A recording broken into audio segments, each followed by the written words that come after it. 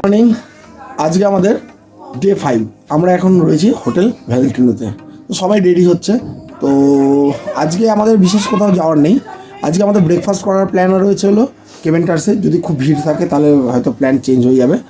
তো এরপরে আমরা যাব হলো বাচ্চাদের নিয়ে একটু জুতে যাব, টুকটাক একটু রূপোতে যাওয়ার ইচ্ছে আছে।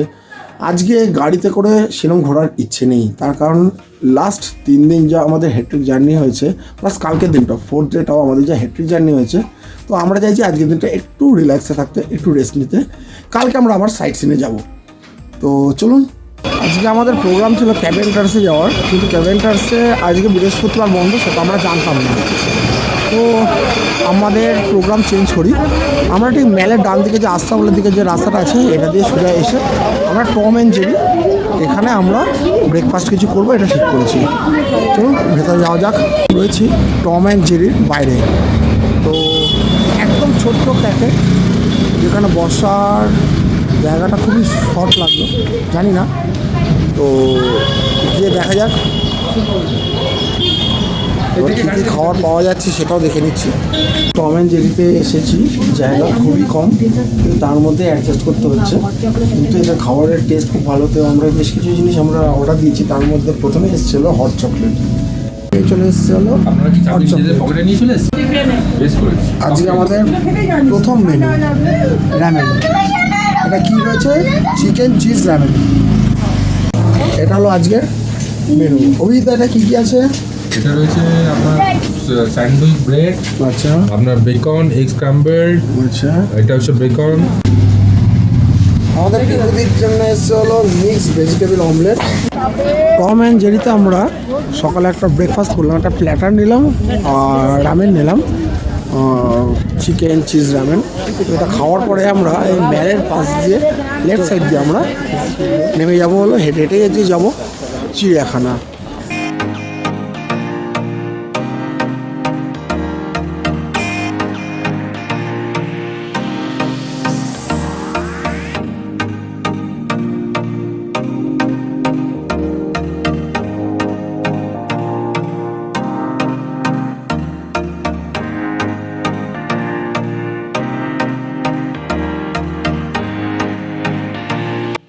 কিন্তু কোনো কথা হবে। হ্যাঁ, আজকের দিনটা আমরা ঠিকই করেছিলাম হেঁটে হেঁটেই ঘুরবো। যেখানে একদমই পারবো না সেখানে আমরা একটু গাড়ির সাহায্য নেবো, ঠিকই করেছি। আজকে জু বন্ধ, কিছু কাজকর্ম চলছে। তো জুয়ের পাশ দিয়ে আমরা চলে যাচ্ছি। এখন যাবো হলো আমরা রোপওয়ের দিকে।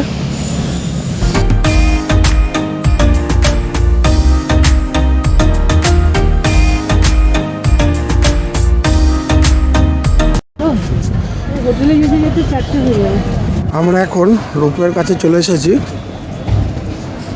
বেশ ভালোই লাইন রয়েছে, দেখি হয়ে যাবে। এক্সকিউজ মি, এক এক দিনে 300টার বেশি টিকিট দেয় না। অলরেডি 300টার টিকিট দেওয়া হয়ে গেছে বলে টিকিটের কাউন্টার বন্ধ। তো আমাদের ভাগ্যে আজকে টিকিটটাও জুটলো না। তো আমাদের রোপওয়েটা আর চড়া হলো না।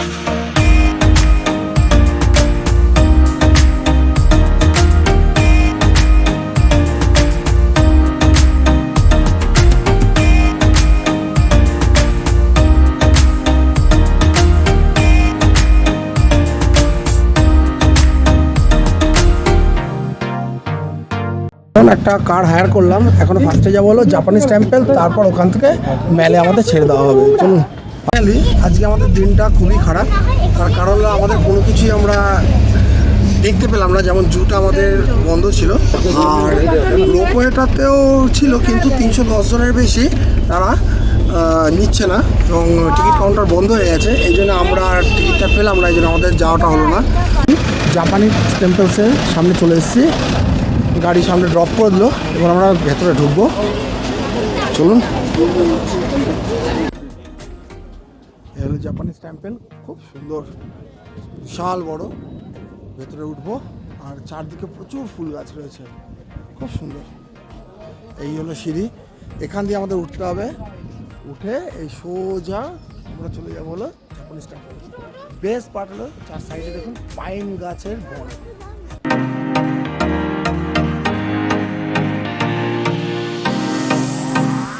জাপানিজ টেম্পলের উপরে যাচ্ছি। খুব সুন্দর জায়গাটা, এর আগেও আমি একবার এসেছি, খুব সুন্দর।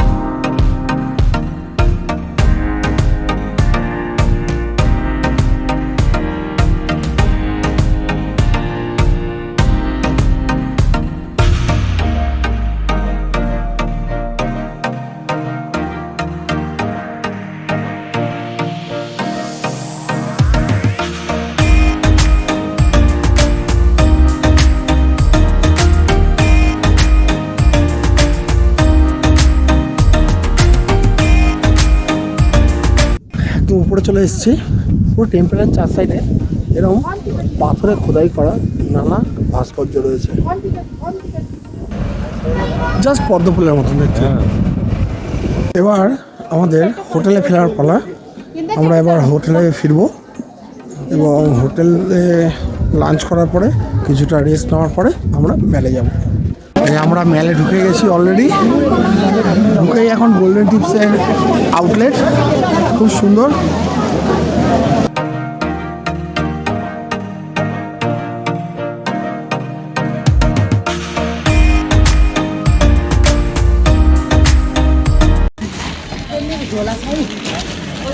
রাত্রে মহাকাল মন্দিরের পাশে আমরা এসেছি।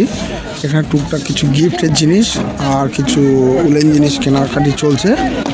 আমার এই ভিডিওটি যদি আপনাদের মনে ধরে থাকে, ভালো লাগে, তাহলে আপনারা লাইক করুন, শেয়ার করুন এবং এই ভিডিওটি যদি প্রথমবার কেউ দেখেন তাহলে সাবস্ক্রাইব করুন, বেল আইকনটি ক্লিক করুন।